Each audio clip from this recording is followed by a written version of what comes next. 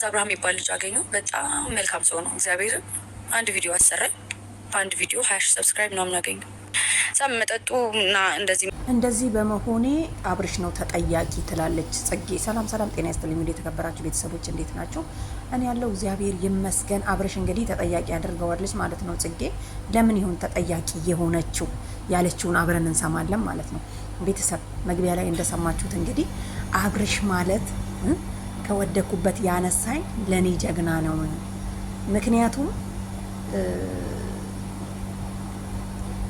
ኢትዮጵያ ልታይ ሲል እሱ ነው አስጀምሮኝ። ብዙ ሰው በነቀፈኝ ሰዓት ከጎኔ ሆኖ ወድቄ ነበረ የተነሳሁት አብሬው ሰርቼ እያለች ነው ጽጌ። እንግዲህ መግቢያ ላይ እንደሰማችሁት እንግዲህ ምንድን ያለችው እምነት ራሱ የለኝም፣ በጣም ጠጪ ነኝ፣ በጣም ብዙ ነገሮች አደርግ ነበረ።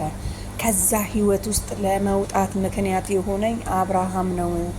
ምክንያቱም ዩቱብ ትሰራ ነበረ፣ በሚሊዮን የሚታይ ዩቱብ ነው ያላት ታውቃላችሁ፣ ከዚህ በፊት ማለት ነው። እና እሱ ሁሉ ወድቆባት አልታይ ብሎባት ቪዲዮ እየሰራች ብትደግም የሚያሰራት ሰው አታ እና አላ አንዳንዴ የሆነ ነገር ያጋጥማችኋል። አግኝታችሁ ስታጡ በጣም ብዙ ነገር ያስቸግራልና እንግዲህ አብርሽን በዚህ መሀል ውስጥ ነው ያገኘሁት። አያችሁ፣ እኛ አብርሽን የምንለካው እዚህ ጋር በምናየው እዚህ ጋር በሚያወራው ሚዲያ ላይ የሚያወራ ሰውና ቤት ውስጥ የሚተገብረው በጓደኞቹ በቤተሰቦቹ የሚተገብረው በጣም የተለያየ መሆኑን ልንረዳ ይገባል ማለት ነው። አብርሽ እየሰራ ያለው በዚህ ሰዓት ድራማ ስለሆነ ነው የሚያስመስለው። አያችሁ አይደለ? በተግባር ያዩ ሰዎች ደግሞ እንደዚህ ወጥተው አብርሽ ጀግና ነው፣ የሰውን ህይወት ይቀይራል ብላለች ጽጌ። ህይወቴን የቀየረልኝ በጣም የሚያሰሩኝ ሰዎች አጥቼ ብዙ ሰው ጠይቄ እምቢ ብለዋት፣ ግን አንድ የሆነ ሰው አብርሽ ጋር አገናኛት። ስሙ ጠፍቶብኝ ነው ያ ልጅ ማለት ነው። ልጁን አውቀዋለሁ። እና ከአብርሽ ጋር ሲያገናኛት አብርሽን እንስራ ስትለው አላግምረመረመም። አብርሽ ነይና አብረን እንስራ ነው ያላትና ልክ አብረው ሲሰሩና ሲፖስቱ ስንት ነው የሆነው? 20 ሺህ ሰው አየልኝ። ከዛ በኋላ 40 ሺህ በመቶ መቆጠር ጀመረ።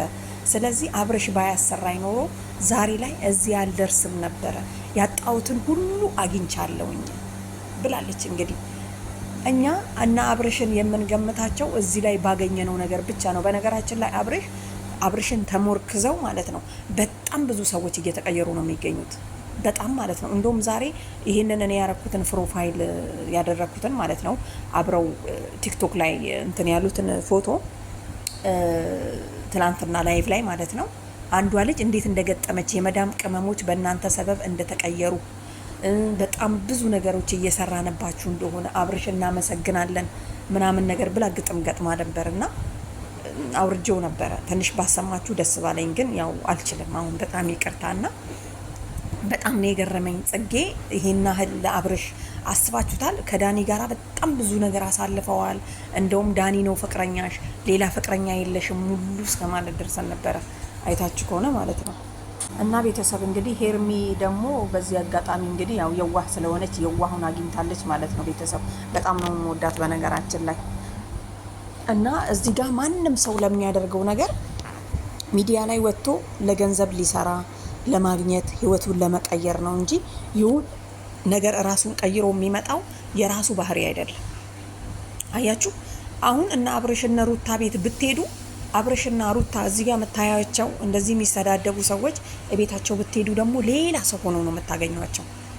እና አብርሽን ሲያመሰግኑ በጣም ብዙዎች እያየው ነበርና አንዷም እንደነገርኳችሁ የመዳም ቅመም ያበደ ግጥም ገጥማለታለች። እና አብርሽ በነገራችን ላይ እዚህ ጋር ሚዲያ ላይ ለሚያወሩ ሰዎች የሆነ ከልቤ ይሄ ሰው መጥፎ ነው ብዬ ተናግሬም አላቅም፣ ወደፊትም አልናገርም። ምክንያቱም ሁላችንም እዚህ ጋር የምናደርገው ሀክትና ከኋላችን የምናደርገው የምንኖረው ኑሮ ሌላ ስለሆነ ማለት ነው።